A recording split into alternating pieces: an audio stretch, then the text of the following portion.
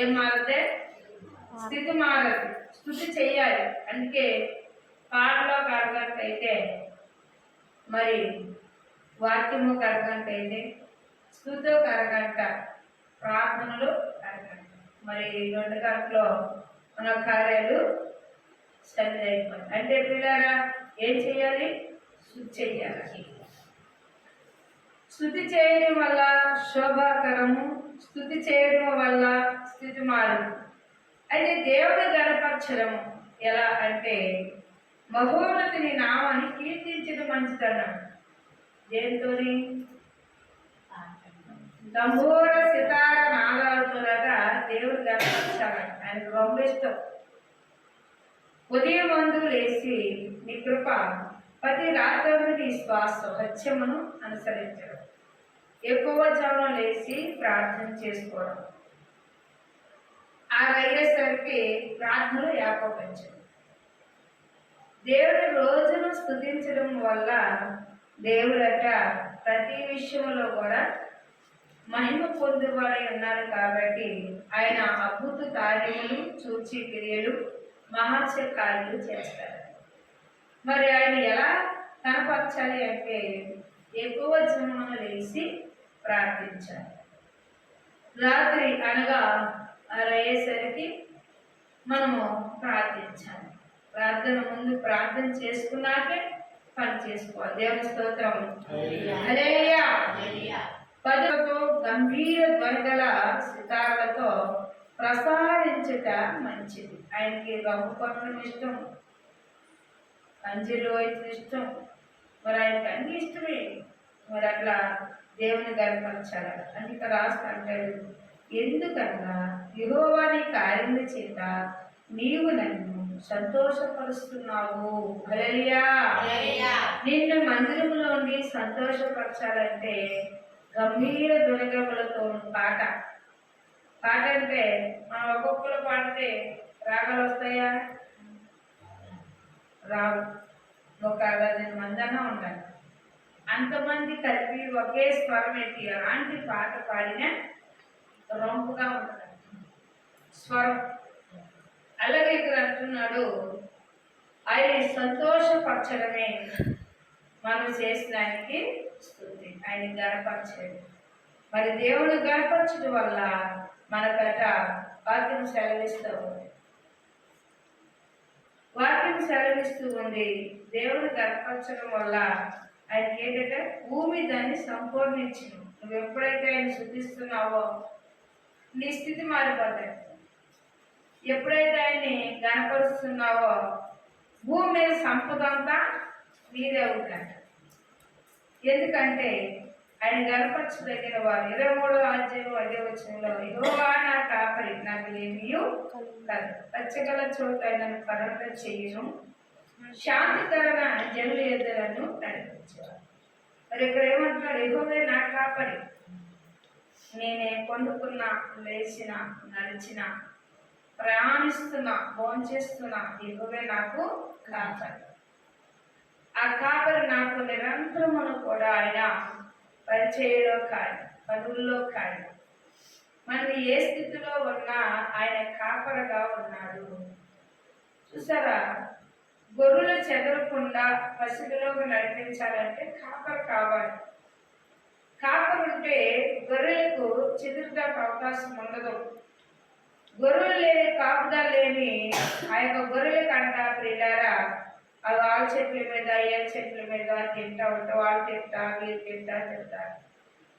అదే కాపరు ఉన్నాడు అనుకోండి, ఎక్కడ పసుపు ఉంటే అక్కడ తీసుకెళ్తాడు. అలాగే యెహోవా యందు మనం భయభక్తులు ఉండటం వల్ల ఆయన కాపరుగా నియమించిన పరిశుద్ధుల వద్ద వాగ్దానం నిలబడినప్పుడు దేవుడే ఏ స్థితిని బట్టి ఆ స్థితిని నడిపిస్తాడట. హల్లెలూయా. అందుకే ఇక్కడ దావీదు కీర్తనకారు రాస్తూ, దావీదు రాసిన కీర్తనకారు వాగ్దానంలో కొన్ని సంఘటనలు జ్ఞాపకం చేస్తున్నాడు. నా ప్రాణులకు ఆయన సేవ తీర్చుచున్నాడు, తన నామాన్ని బట్టి నీతి మార్గం నన్ను నడిపిస్తున్నాడు. నేను ఆయన నమ్ముకున్నాను కాబట్టి నేను తొట్టిల్లిపోను. ఆయన నీతి మార్గంలో నన్ను నడిపిస్తున్నాడు. ఆయన నగదులో నిన్నప్పుడు ఆయన చెయ్యి పట్టి నడిపిస్తాడు, నా చెయ్యి అన్నడు విడవడు. ఆయన ఎడవడు, ఎడబాయి. ఆయన వాగ్దానం చేశాడు అంటే ఎడడు, ఎడబాయి. ఆయన ఎందు మనం భయభక్తులు కలిగి ఉండాలని రాస్తున్నాడు. గాఢాంధకారము లోయలో నేను సంచరించెను, ఏ అపాయముకు భయపడను. దావీదు అంటున్నాడు. దావీదు ప్రయాణం అంతా ఎక్కడ చూస్తే గొర్రెలు కాసేవాడు కాబట్టి ఆ అడవి ప్రదేశం అంతా దావీదుకు తెలుసు. మరి షౌలు తరుణప్పుడు, షౌలు శోధించినప్పుడు చూస్తే దావీదు ఆ ఎడారుగా లోయలోనే దాక్కున్నాడంట. వీళ్ళగా దావీదు నిరంతరం ప్రార్థన చేసేవాడు కాబట్టి షౌలు మనుషులు ఎంతమంది తగ్గుతూ ఉంటే గృహలోకి వెళ్ళి దాక్కున్నాడు.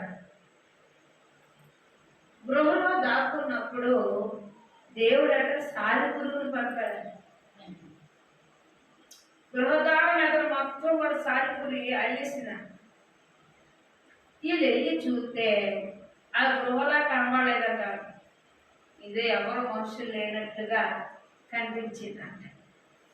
వాళ్ళు అంతా చూసి ఆ గృహలో కూడా చూసినా అసలు కనబడలేదంట. ఎవరు ఉంటారు, ఇది ఎంత గృహగా ఉంది కదా, ఇందులో ఎవరు ఉంటారు అనుకున్నారు. మన దేవుడు వాగ్దానం బట్టి అన్నాడు, గాఢాంధకార లోయలో నేను సంచరించెను, ఏ అపాయకు భయపడను. నీవు నాకు తోడై ఉన్నావు, నీ జుట్టు కర్ర నీ దండం నన్ను ఆదరించినావు. ఏం చేసిందట? నీ జుట్టు కర్ర నీ దండను నన్ను ఆదరించను.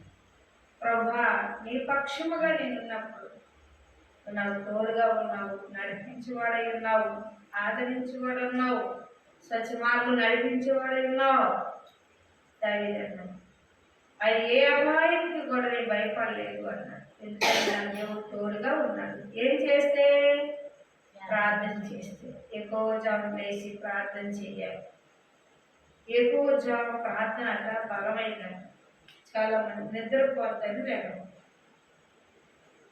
మళ్ళా ఉదయం కదా అన్నారని లేచి చక్కగా ఉదయం అంతా లేచి మొహం కడుక్కొని 7 గంటలకు ప్రార్థన చేయాలి.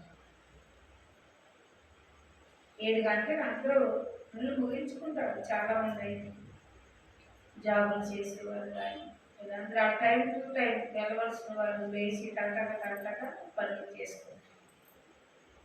అలా మనం చూస్తే ప్రియులారా, ఇక్కడ అంటున్నాడు, నీవు నాకు తోడై ఉన్నావు, నీ దండన నీ జుట్టు కర్ర నీ దండ నన్ను ఆదరించు. నా శత్రువు ఎదుట నాకు భోజనము సిద్ధపరిచావు. శత్రువు నీ మీద పనిచేసినప్పుడు సంతోషపడమన్నాడు.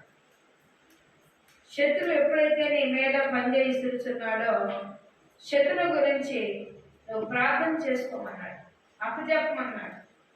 నువ్వేం చేయాలి? ప్రార్థన చేయాలి, దేవునికి అప్పచెప్పాలి. నువ్వు చేసినప్పుడు దేవుడు నిన్ను బలపరుస్తాడు. నీకు పరీక్ష పెట్టాడేమో, నీ మీద శత్రువులు రావడానికి నీకు పరీక్ష పెట్టాడేమో. ఆ పరీక్ష నుంచి నువ్వు విడిపించబడాలంటే బలపడాలి, నువ్వు స్థిరపడాలి, నూతన ఆత్మ నింపాలి అంటే శత్రువుని ఎదురు వచ్చినప్పుడు భయపడకు అన్నాడు. ఎందుకంటే ఆయన వాగ్దానం లేకుండా ఏది రదంగా సిద్ధపరచువాడవు బలప